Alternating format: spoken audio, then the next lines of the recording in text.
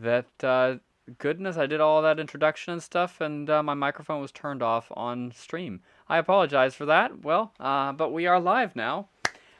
Sorry about that. Okay, so we are now officially live. Okay.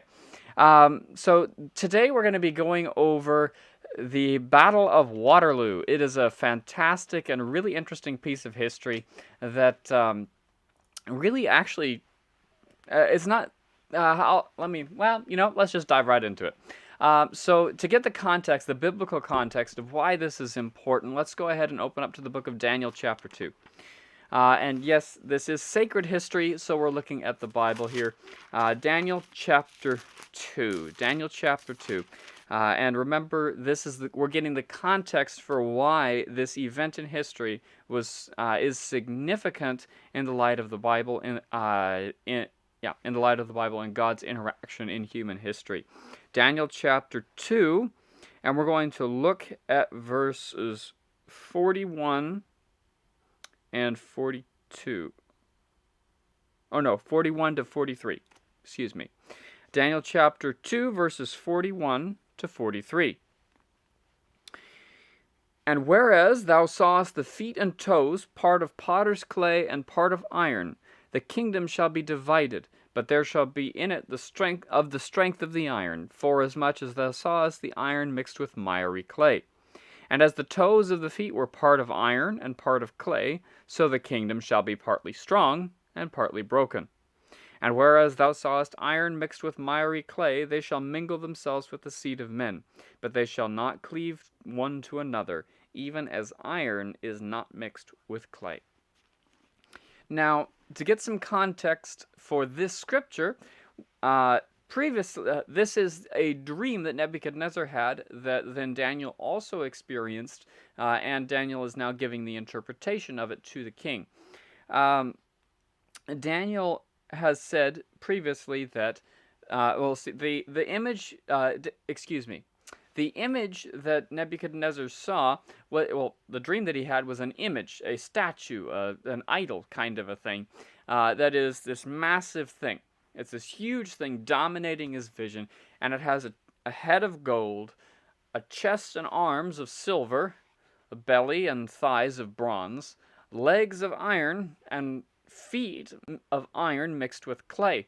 We know that each of these symbolizes a kingdom because in verses 37 and 38, Daniel tells Nebuchadnezzar that that is Nebuchadnezzar's Babylon, the Neo-Babylonian Empire, is the head of gold, and that afterward a kingdom should rise up and take the place of the Babylonian Empire, which we know today to be the Medo-Persian Empire, and you don't even have to guess that because you see it in Daniel chapter 5. And we've gone over this before. After the chest and arms of silver come the belly and thighs of bronze. These are symbolizing the kingdom that comes after the kingdom of the Medes and the Persians, which, interestingly enough, we went over last week, that transitional period with the Battle of Gaugamela and Alexander the Great, the Grecian Empire, the Greek Empire, the Hellenistic Empire, the Hellenic Greek Empire, which began at that Battle of Gaugamela in 331, or maybe not at the Battle of Gaugamela, but in the year 331 BC. After Greece, however, there was another power to rise up, a power of iron, and of course, what kingdom, or empire, I should say, rose up after Greece? Why, the great iron monarchy of Rome, the iron legions of Rome. This was an extremely significant, and probably the single most significant kingdom on here, because this kingdom in particular not only reigned over God's people, but actually reigned in the days when Jesus himself was on the earth. Now, on top of that, this was the power that crucified Jesus, but even this power was not to last forever, because according to Daniel chapter 2, verse 41, that kingdom will be divided. It's not conquered by another kingdom, it's divided, and it's divided up into different parts, and some will be strong like iron, and some will be weak like clay. But when you will not only that, but the kingdoms will not be sticking one to another. They won't stick. They'll try. They'll mingle with, as it says, they'll mingle with the seed of men. So they'll attempt to unite by using marriage and so on, but that doesn't work. The kingdoms will not unite. It doesn't matter, just like iron doesn't mix with clay.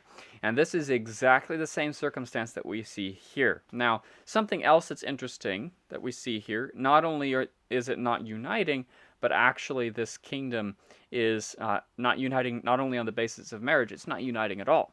So there would be people not only who would say, hey, look, there's, we're going to try and unite peacefully. There's also people who would want to try and conquer. And to gather vast swathes of territory. But never would this kingdom, this divided Rome, be united again.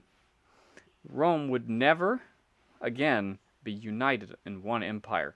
And this is where we see, this is where Napoleon comes into play. Napoleon Bonaparte was a very, very interesting man. A very, very, very interesting man. He considered himself to be an emperor of France. Very interesting. In fact, he wasn't even French, although he, I guess he kind of was, kind of wasn't. He was Corsican, born in Corsica, just shortly after Corsica was annexed in France. And he had there's a long history that I don't really have time to go over, just about how much he did and what he did. But suffice to say, he became a force to be reckoned with, a significant force to be reckoned with. And, it's absolutely phenomenal. And so it's really significant that that all this stuff happened. Now, let's see here. Sorry. Okay. I forgot to do that. Okay. So, like I said, I don't really have a whole lot when it comes to, or I don't really want to focus on kind of Napoleon's past history, except to kind of give a background for who he was and what he was trying to do. Napoleon, in particular, was an enormous fan of Alexander the Great. No surprise there. Alexander is probably the single greatest military general in history. There are very few who have ever equaled his tactics.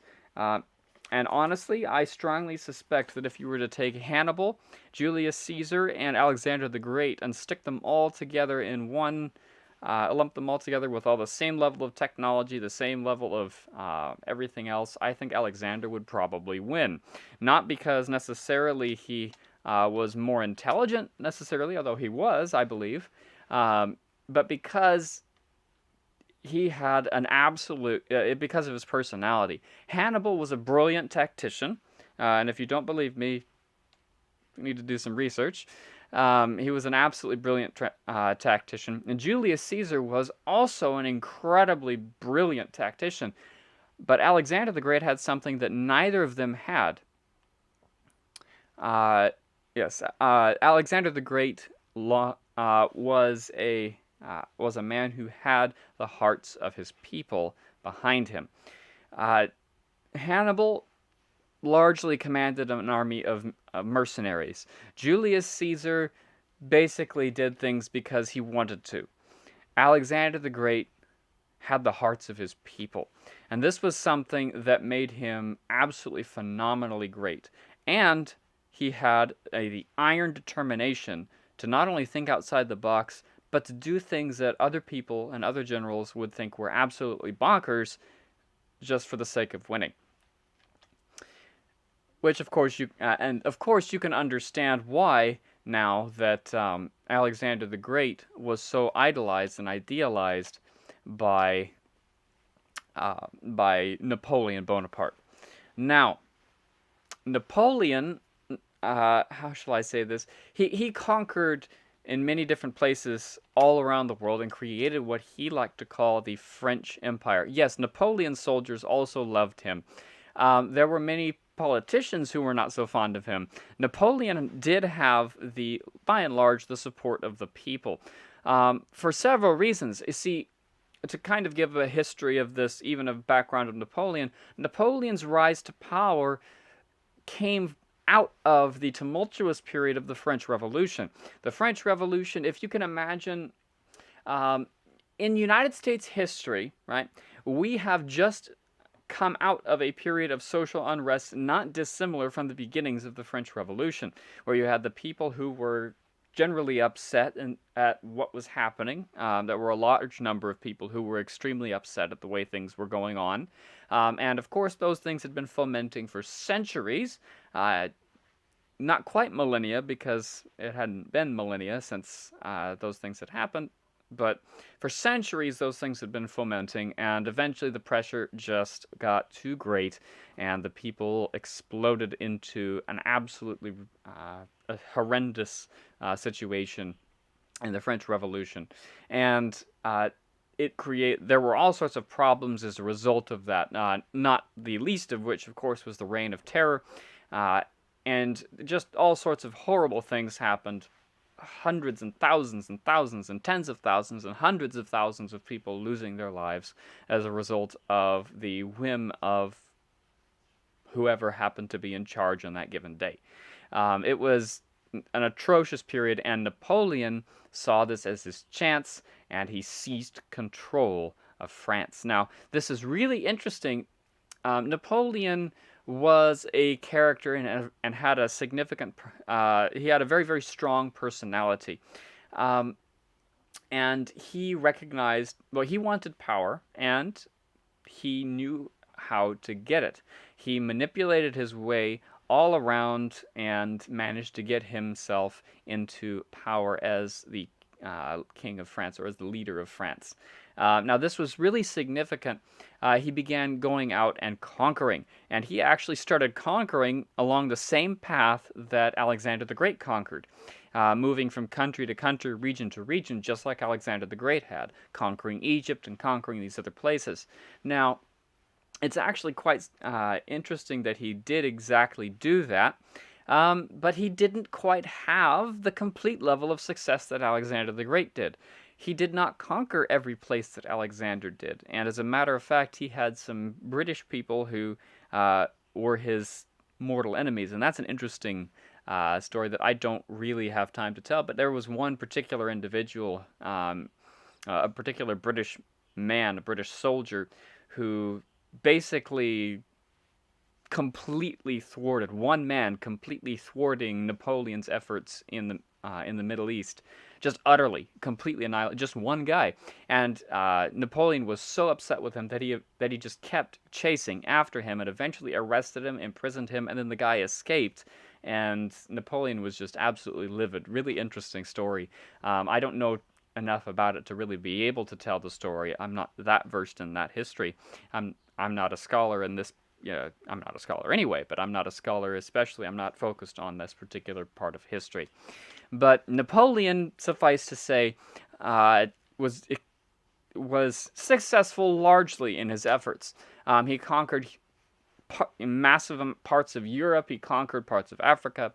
He conquered parts of the Iberian Peninsula.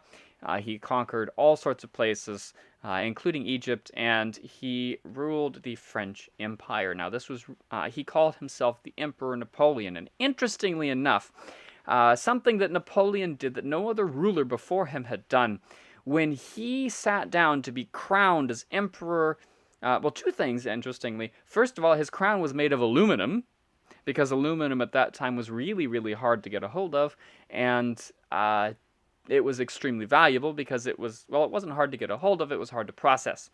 And so it was very rare and very valuable. So he had a crown made out of aluminum.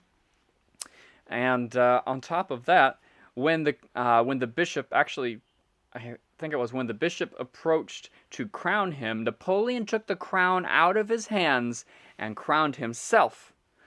And with that symbolic gesture, he was saying, no, no, no, no, no. The church is not the one who is in control of me. They do not crown me. I crown myself. The church has no authority over me. Which was a move that he later replicated in 17 which was a move actually that he had kept going because his general Berthier went and captured the Pope in 1798, took him into exile, and dethroned the papacy. So it's a very, very significant move that, and it was an attitude that Napoleon had for pretty much all of his life. Very interesting. Now, as things kept going, and people just other countries and other nations began to realize how much of a threat Napoleon was. They started to see, hey, he's conquered a lot of places. We need to do something, and so they did. A group of nations, including the Great Britain at the time and several other places, managed to get together, and they stepped in and they defeated Napoleon, and they sent him into exile and put a king in his place, King Louis XVI, I think it was, that replaced Napoleon as the ruler of France. I could be wrong on that, exactly which Louis it was. There were quite a number of them, so it's, I mean, at least 16. Again, I'm not an expert on French history. That being said, Napoleon was replaced by a king. I think it was Louis XVI, and he was sent into exile as a he was sent into exile and was thought to be not a big deal anymore. People thought, okay, we've gotten rid of him. And then he shows up again. In 1815, Napoleon marches in Paris 6 days before he reaches Paris. The Congress of Vienna declares him an outlaw. 4 days later, the UK, Austria, Russia, and Prussia mobilize their armies. Napoleon immediately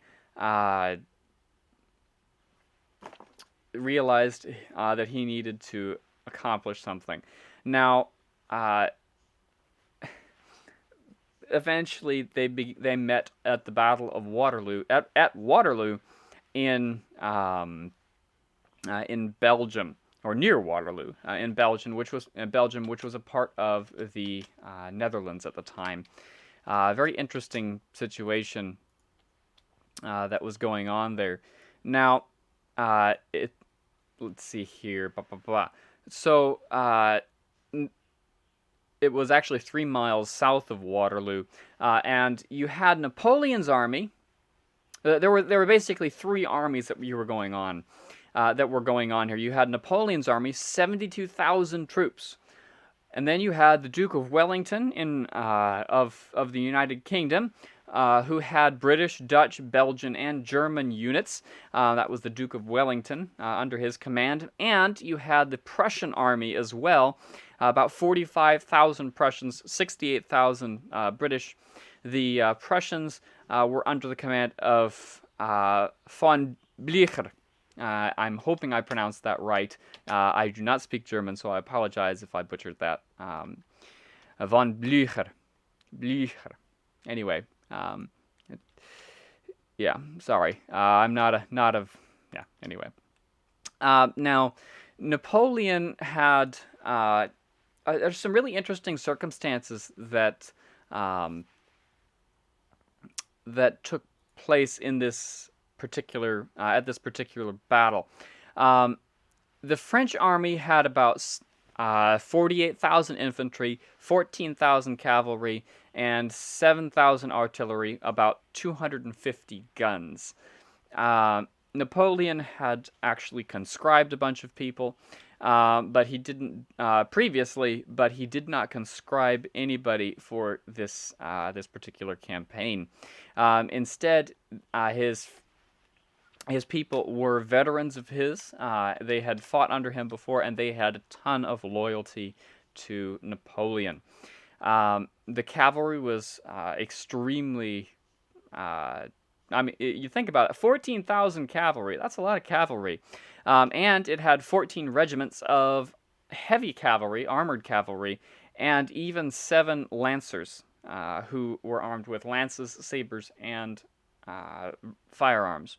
But the French were rather, how shall I say it? Um, their leaders and the people they were supposed to be leading didn't know each other, and the soldiers, didn't trust the leaders, and that was a big component. And that's really interesting to note too. The leaders were not trusted by the people. They didn't know them. The soldiers did not know their leaders. They couldn't trust them, and so many of these officers didn't even have experience in working together, so that they didn't support each other as well. So that was a big problem. The French army was also marching through rain and coal dust and all sorts of other things, mud and rain, and so on. Even as it slept, there was no food or little food, but nevertheless, there was a very real sense of solidarity for Napoleon. Now, on the other hand, you had the armies of the coalition, or the Seventh Coalition, which would be the French, or excuse me, the Prussians and the British, and the Wellington actually said that he had an infamous army, very weak and ill-equipped, and a very inexperienced staff. He had 50,000 infantry, which was slightly more than Napoleon, 11,000 cavalry, and 6,000 artillery with only 150 guns.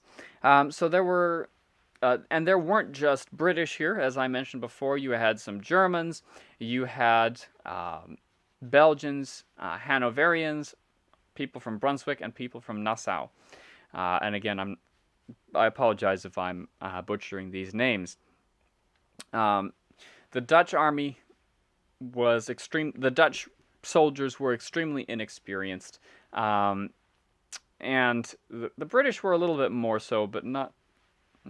There was a lot of inexperience in regards to this.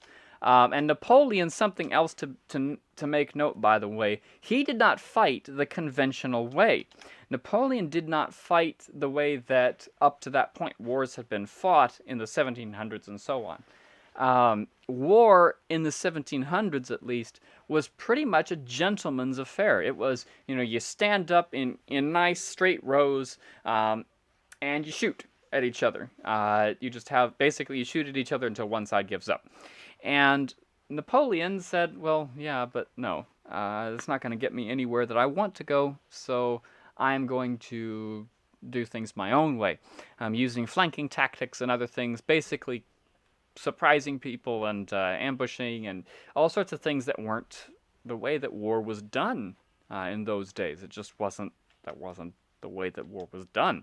And as a result, Napoleon really flat out won just because he thought differently. Napoleon was a very, very formidable general, in spite of the fact that he did have some shortcomings. But he was overall really, really different. He was overall a decent general. Now, getting back to the opposing forces against Napoleon, you had all sorts of different. Even though the British army was particularly diverse, the diversity didn't really have an effect on the unity of the army, especially under fire, which is surprising in some cases, at least in that time, because often, some of those people, you didn't have even the same language spoken, or same home language. So things could have, at some point, broken down, but no, they were united, relatively speaking, in comparison to the French, who were relatively disunited because their officers didn't have a whole lot of experience working together, and on top of that, the officers and the soldiers really didn't.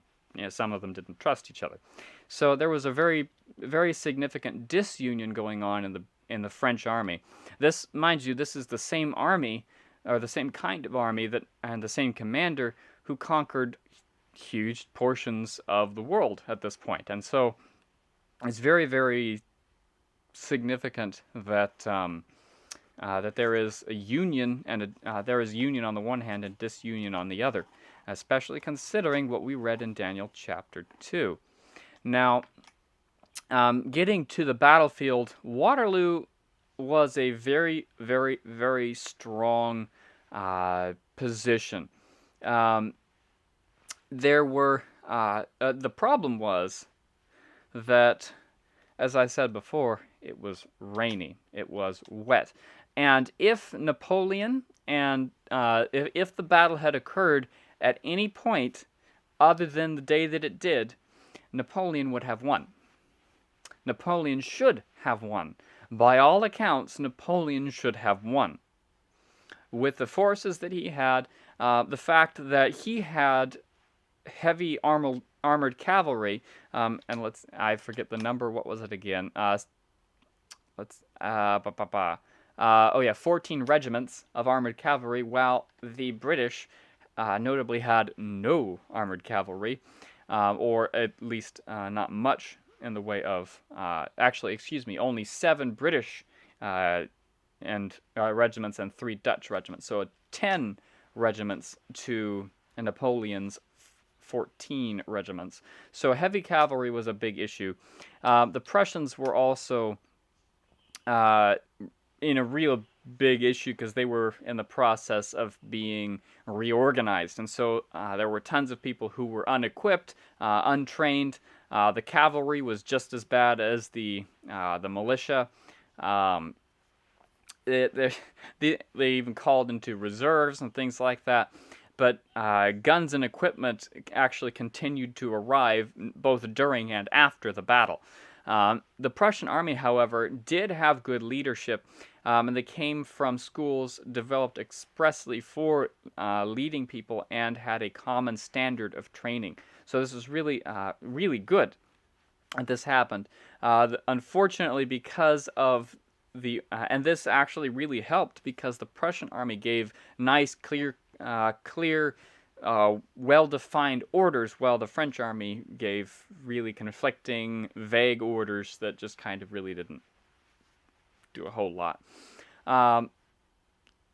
It's really, really interesting that that this took place. Now,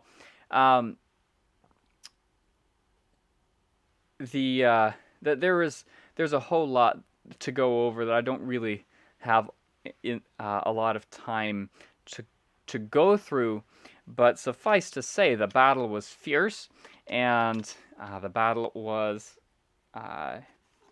and there was a lot at stake. If you go back, in fact, you go all the way back to, you go back to the UK, to Britain at the time. They had a stock market, actually, believe it or not, at that time, and at the stock market was a certain man by the name of Rothschild. You probably know that name. You've probably heard that name before on conspiracy theory sites and things like that. Nathan, I think his name was, Nathan Rothschild. And he was in the UK, and he was already particularly well off. And he was a speculator, and he actually he was already quite wealthy, and he had his agents there waiting to buy and sell stocks as he pleased. And he decided, you know what, I'm going to do something. And he started selling all of his stocks. He quietly told his people, sell everything, sell everything, sell everything. And as he sold them, people started to say, hey, he knows something, he knows something, because they were all waiting to hear news from whether Napoleon had won or lost. Right. If Napoleon won, then everyone would start selling things because the British pound would very quickly plummet in value, and causing it to plummet even more quickly. While the French currency, I don't know what it was at the time, would skyrocket.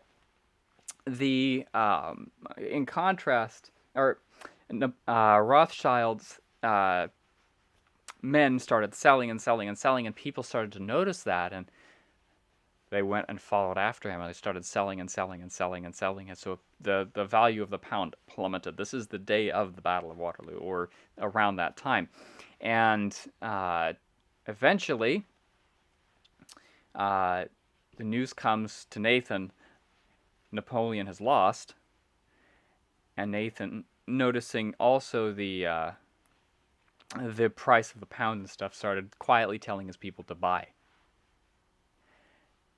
By the end of it all, Napoleon started buying pounds. Like basically, the pound was worth about 5 cents by the time Rothschild was finished selling, and everyone had finished selling because everyone thought Napoleon had won. And in fact, for several days, people did think that Napoleon had won. But by the end of it, Nathan Rothschild bought up 95% of all the currency, of all the economy of the UK at the time. Really significant, and that's how the Rothschilds became so wealthy and started to control economies. So anyway, that's a side story, but just to but I'm using it to illustrate the point that Napoleon, that this Battle of Waterloo was incredibly important to history, because the British Empire would basically crumble if Napoleon lost, or if Napoleon won, because there would be no one to stop him. Whereas if Napoleon lost, then, well, we get what happened today, where France really became a much weaker power. Now, interestingly enough, Napoleon faced some, how shall I say this, rather significant setbacks in not only in the organization of his army, as we already talked about, which was something that it seems to be divinely put in, but on top of that, he faced some stuff that no human being could ever account for: the weather. The water, the rain that we've already talked about, and kind of the mud and the other stuff that he had to face in marching and even in sleeping, also caused problems for his artillery. He had a huge artillery. The problem was he couldn't move it into place. The ground was so muddy that the artillery couldn't be moved into place. It just wasn't something that could be done. And, I mean, some really significant stuff happening there. Now,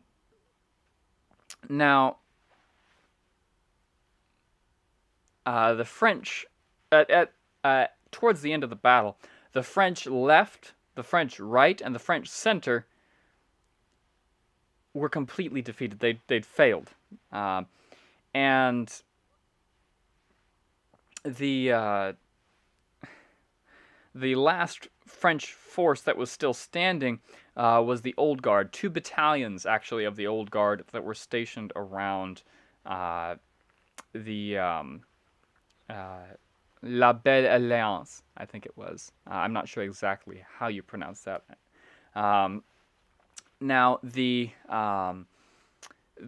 eventually the French were not only retreating, but the French were also they had actually it had been turned into a rout, and so everyone eventually was forced to withdraw.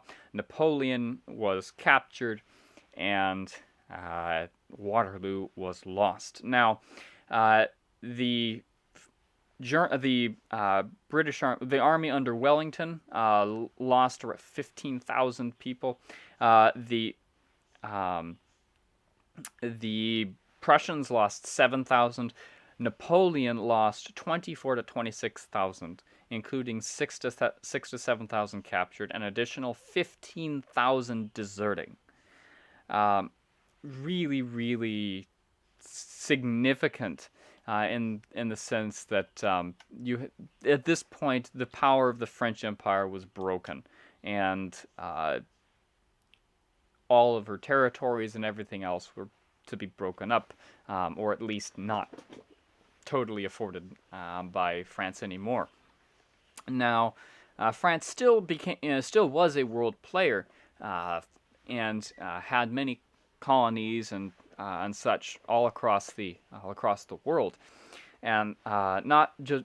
But it was decided that day, at the Battle of Waterloo, that it would not be the French Empire that had that was ruling, but instead the British Empire would take control of pretty much the whole world at that point, relatively speaking. Although America also would become a world player in that century. America would become a major world player, and would not be inhibited by France.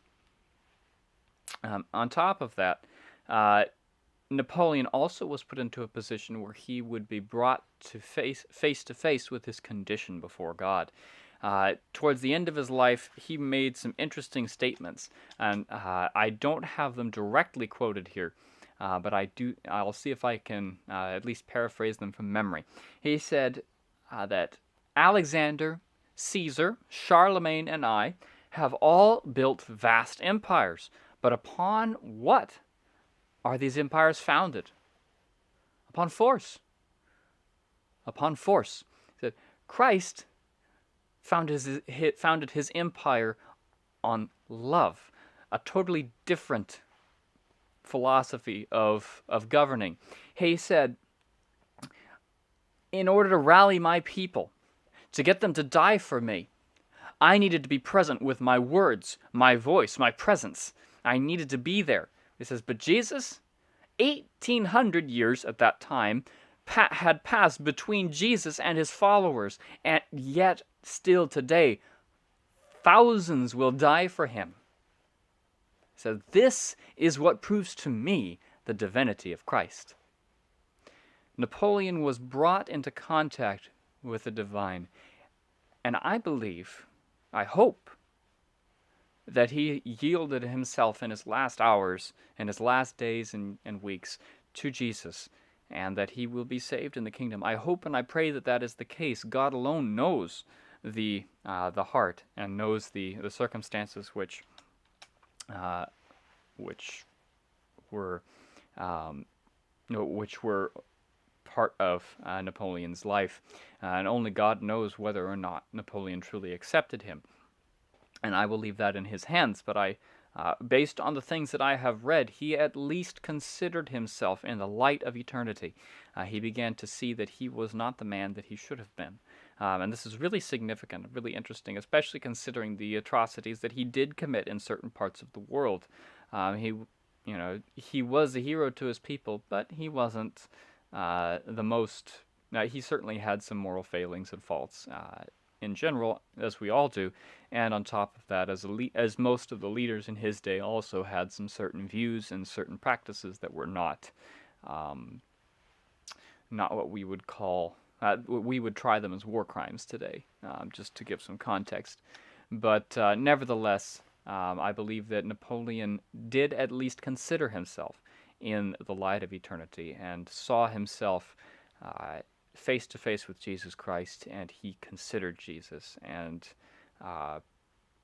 looked at him, and that's really interesting. And I hope that he is saved and in the kingdom. Now, the Battle of Waterloo, as we just to kind of bring things around full circle, Napoleon lost. Napoleon was trying to unite all of Europe under a single French empire.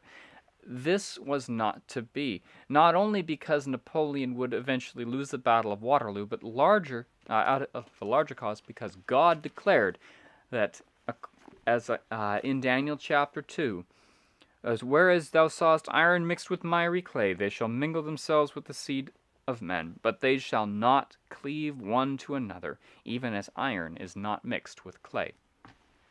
Napoleon lost because he went up against the direct declaration of God. God declared that they will not unite. They cannot unite because iron and clay don't mix. Today we have similar circumstances. There have been others throughout history, in even more modern times, that have sought to create empires in Europe and in the world. And the Bible says quite clearly, they will not cleave one to another. There will not be any union. Oh, many states will unite. Many countries will unite together. There have been empires in the past. There have been many empires in the past that governed several places in the world, or a number of countries in Europe, but never was Europe totally united. Europe would fight and fight and fight and fight, and still fights today, even though we have the European Union. Brexit alone is enough to demonstrate that this is the exact case. Never mind the situation in Scandinavia and in Eastern Europe. Europe will never be united. It never can be. It never shall be, because God has declared that it would not be so. They may come together, sort of, but they will never completely and totally unite, because God declared it to be so. And that is why Napoleon lost the Battle of Waterloo. Not because alone, not because of the odds, not because of the better qualities of the British and Prussian forces. No, those are not the reasons. He lost because he went up against God, although he did not know it at the time. That being said, are there any questions or comments? I've seen your comments throughout, Susie, and I thank you for those. Are there any questions or comments? If you're in the live stream, please go ahead and write those down now. If you are in the Zoom, please go ahead and make your questions and comments.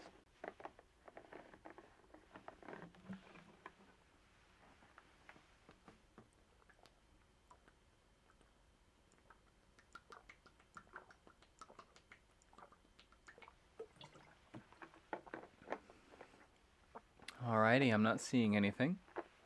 Okay, well, we're finishing a little bit early. I do want to say that we are going to be having our Bible study today at 11:15. We are going to be looking at a very interesting topic, warfare. We're beginning a series on it. It's a very interesting and very important topic. I hope that you join. Please do, because it's an incredibly important topic, warfare. Why, what is it? What is Christian warfare? What is it all about? And why is it important? And what in the world are end-time events in the context of it? We're going to be looking at the strategies of the enemy throughout this series. We're going to be looking at the tools that he uses. We're going to be looking at the circumstances and things like that he's going to use to try and manipulate people. And we're going to look at all sorts of things. We're also going to look at God's moves and what he is planning on doing. It's a very interesting, very significant thing that we're going to be looking at, and I'm really, really glad we're going to be covering this. It's an incredibly important topic, so please don't miss it. So that's starting at 11:15 today, and at 12:30 we are also going to be doing our music stream. So I thank you very much once again, everyone, for being here. I hope that you guys will be able to join us for our Bible study, and I also hope that you'll join us as well afterward for our music, sacred music. So that being said, we're going to go ahead and close out with a word of prayer, and I shall see you all at 11:15. So let's bow our heads. Oh, hold on. I see a hold on. Excuse me. I see a question here from the chat. The comment that compared Jesus' follower. Oh, okay. Napoleon's comment. He said, Alexander, Caesar, Charlemagne, and I founded our empires upon force. Jesus founded his empire upon love. And while I have had to rally my soldiers based on the influence and power of my words and my voice, though 1,800 years have passed between Jesus and his followers, yet Napoleon Bonaparte, towards the end of his life. Alrighty, anyway, let's go ahead and close out with a word of prayer, and I shall see you guys at 11:15. So let's bow our heads. Dear Heavenly Father, thank you so much for your infinite grace and your wonderful mercy. Thank you again, Lord, for everything that you have done, and Lord, that your word is true.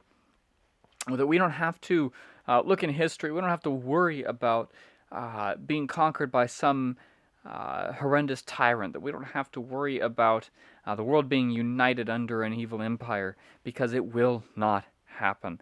Uh, yes, we know that there will be leaders who will be evil, and yes, we know, Lord, that there will be a time of trouble, such as never was. And we know that there will be forces at work that unite the world under a religious force, but not under a political one. And thank you, Lord, that your word is absolutely sure that these things have happened and will continue to happen.